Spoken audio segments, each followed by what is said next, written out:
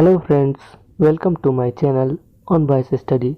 My name is Rohit Ranjan and I am teaching here all basic things for you. Today we are going to start types of renewable resources.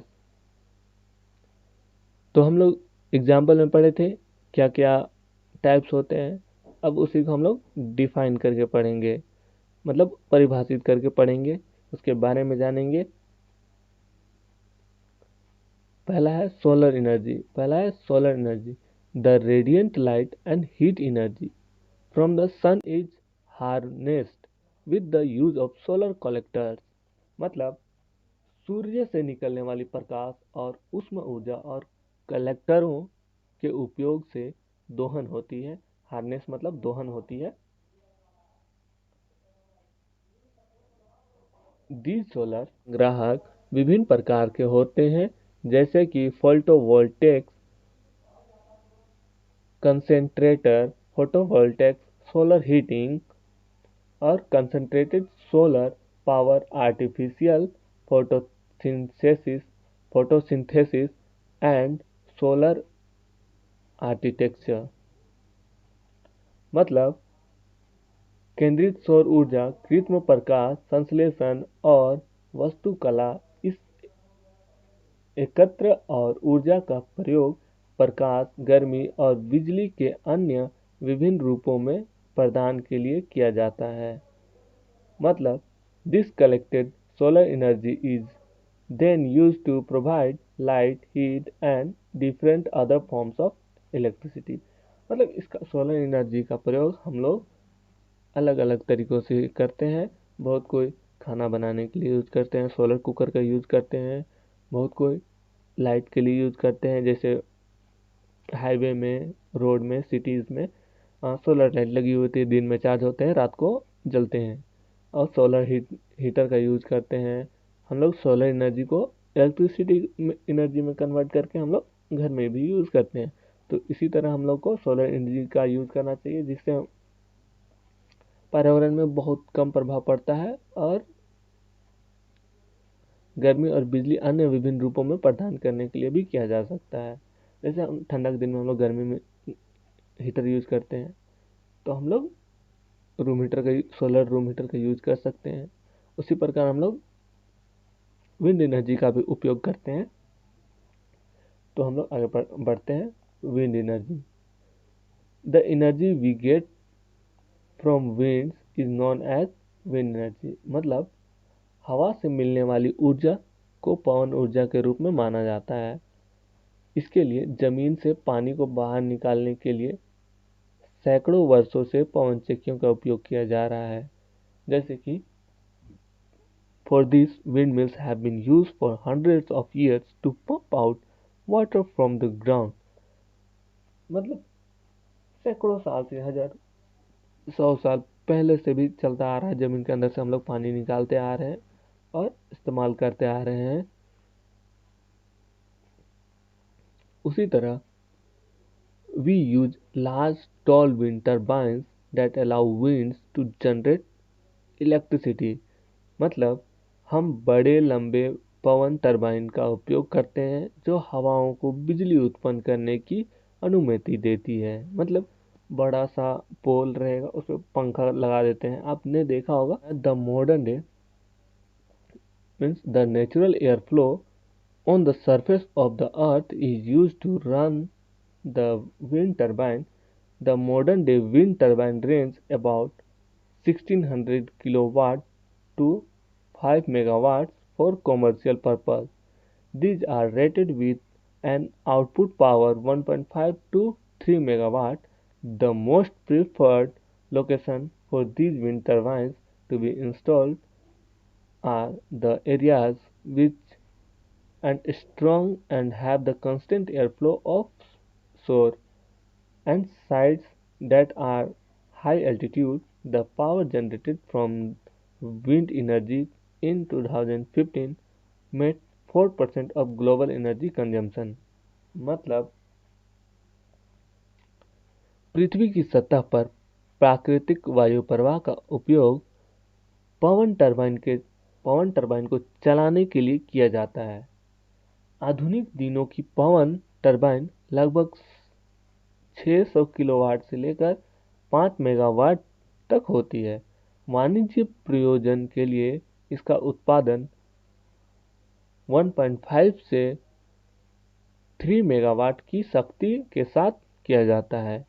In Pawan turbine को स्थापित करने के लिए हमें पसंदीदा स्थानों के वे क्षेत्र हैं जो मजबूत और ऊंचाई पर स्थित है।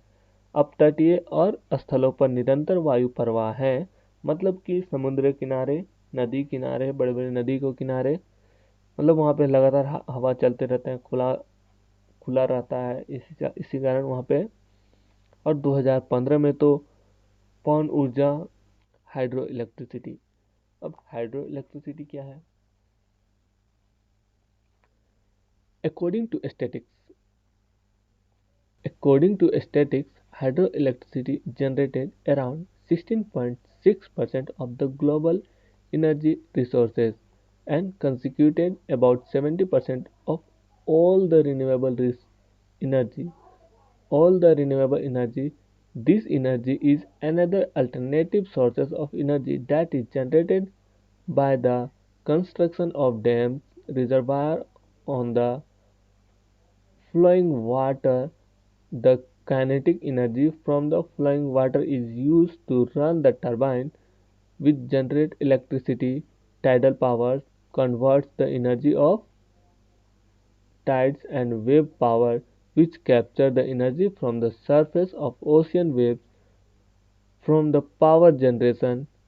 These two forms of hydropower also have huge potential in electric power generation. इसका मतलब है कि जलवायु वैश्विक ऊर्जा संसाधन लगभग 16.6% उत्पन्न करता है और सभी नवीनीकरण बिजली का लगभग 70% बनता है। लगभग 70% बनता है। यह ऊर्जा को एक अन्य वैकल्पिक स्रोत है जो बहते पानी पर, बांधों पर, जलाशयों के निर्माण से उत्पन्न होता है। बहने वाले पानी से गतिज ऊर्जा का उपयोग टरबाइन को चलाने के लिए किया जाता है, जो बिजली उत्पन्न करते हैं। ऊर्जा उत्पादन के लिए समुद्र की लहरों की सतह से ऊर्जा को पकड़ती है। पवन बिजली के इन दो रूपों में विद्युत ऊर्जा उत्पन्न में भी बड़ा संभावनाएं हैं। नेक्स्ट है geothermal energy. Geothermal energy. It is the energy that is generated from the thermal energy which is stored in the earth. The heat energy is captured on the sources as hot springs and volcanoes, and this heat is directly used by industries of heating the water and other purpose. इसका मतलब भारतीय ऊर्जा यह ऊर्जा है जो thermal ऊर्जा से उत्पन्न होता है, जो पृथ्वी में संग्रहित होता है। उष्ण उष्मा ऊर्जा को गर्म झरने और ज्वालामुखी जैसे स्रोत पर कब्जा कर लिया जाता है। उष्ण ऊर्जा को गर्म झरने और ज्वालामुखी जैसे स्रोत पर कब्जा कर लिया जाता है और इस उष्मा का उपयोग उद्योग द्वारा सीधे पानी और अन्य प्रयोजन के लिए किया जाता है। नेक्स्ट है bio energy. This type of energy is derived from the biomass, which is a type of biological material derived from the living organisms and plant-derived material, which are called lignocellulosic biomass. Biomass can be directly used via consumption to produce heat, and indirectly it can be used to convert to biofuels. Biomass can be converted to other usable forms of energy, such as transportation fuels like ethanol, biodiesel, and methane gas, etc. इसका मतलब है इस प्रकार की energy ऊर्जा biomass से प्राप्त होती है, जो एक प्रकार की जैविक सामग्री है। जो जीवित जीवों और पौधों से प्राप्त सामग्री से प्राप्त होती है, जिसे लिग्नोसेलुलोसिक बायोमास कहा जाता है बायोमास का उपयोग सीधे दहन के माध्यम से गर्मी पैदा करने के लिए किया जा सकता है और अप्रत्यक्ष रूप से इसका उपयोग जैव ईंधन में परिवर्तन करने के लिए किया जा सकता है। बायोमास को ऊर्जा के अन्य उपयोग करने योग्य रूपों में परिवर्तित किया जा सकता है, जैसे कि इथेनॉल, बायोडीजल और मीथेन गैस जैसे परिवहन ईंधन आदि में। अब आगे बढ़ते हैं।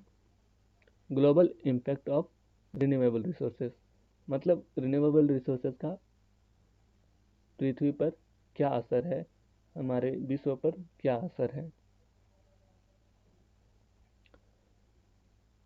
Renewable resources have become a focal point of the environmental movement both politically and economically. Means Akshay संसाधन राजनीतिक और आर्थिक दोनों तरह से पर्यावरण आंदोलन का केंद्र बिंदु है। Means energy obtained from the renewable resources put much less strain on the limited supply of fossil fuels. मतलब नवीनीकरण संसाधन से प्राप्त ऊर्जा जीवाश्म ईंधन और सीमित आपूर्ति पर बहुत कम दबाव डालती है। Which are non-renewable resources? The problem with using renewable resources on the large scale is that they are costly and in most cases more research is needed for their use to be cost effective. इसका मतलब है बड़े पैमाने पर नवीनीकरण संसाधनों का उपयोग करने में समस्या यह है कि वे महंगे हैं और ज़्यादातर मामलों में उनके उपयोग के लिए लागत प्रभावी होने के लिए अधिक शोध की आवश्यकता होती है। नेक्स्ट पैराग्राफ ये कहता है adopting sustainable energy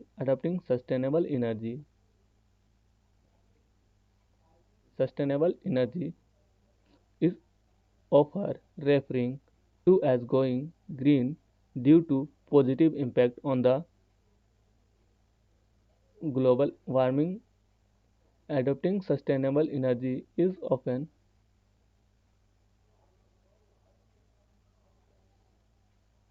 referred to as greenhouse due to positive impact on the environment.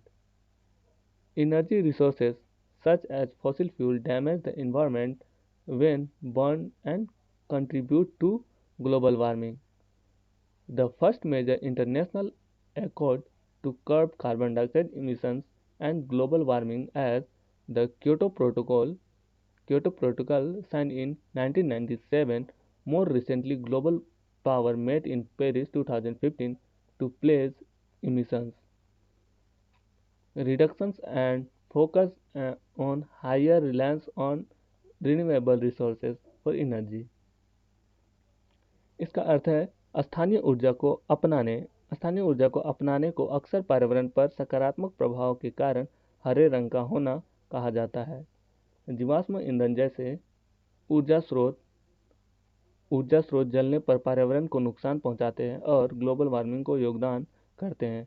Carbon dioxide उत्सर्जन और ग्लोबल वार्मिंग पर अंकुश लगाने के लिए पहला बड़ा अंतर्राष्ट्रीय समझौता क्योटो प्रोटोकॉल था, जो 1997 में हस्ताक्षरित किया गया था।